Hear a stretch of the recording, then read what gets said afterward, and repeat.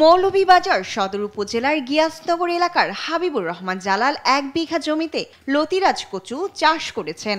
এতে খরচ হয়েছে প্রায় 40,000 টাকা।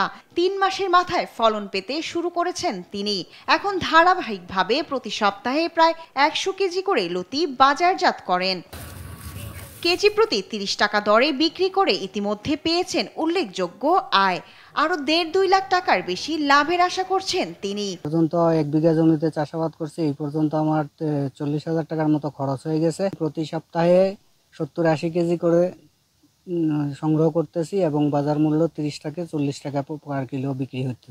শ্রমিকরা বলছেন কম সময়ে লতি পাওয়া যায় আর বাজারও ভালো, তাই লাভের আশা বেশি।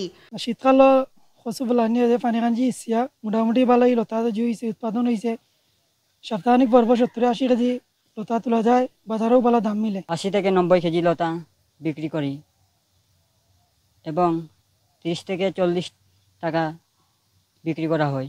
জালালের এমন সাফল্য এখন আশপাশের কৃষকদেরও দেখাচ্ছে লাভের স্বপ্ন।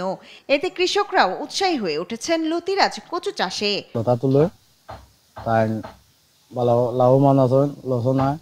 আগামীতে সালাম আমিও কাজ করব। কৃষি বিভাগ বলছে অল্প সময়ে ভালো উৎপাদন মেলে, তাই লতি চাষে উদ্বুদ্ধ করার পাশাপাশি পরামর্শ দেওয়া হচ্ছে কৃষকদের। ফলনও ভালো এবং খুব সুস্বাদু একটা সবজি, তো এর চাষ দিন দিন বেড়ে যাচ্ছে। আমাদের পক্ষ থেকে কৃষকদেরকে বিভিন্নভাবে পরামর্শ দিয়ে যাচ্ছে। সঠিক পরিচর্যা আর বাজার ব্যবস্থাপনা নিশ্চিত হলে এটি এলাকার কৃষকদের বড় অর্থনৈতিক শক্তি হয়ে উঠতে পারে। শায়লা খান, নিউজ ডেস্ক, দেশ টিভি।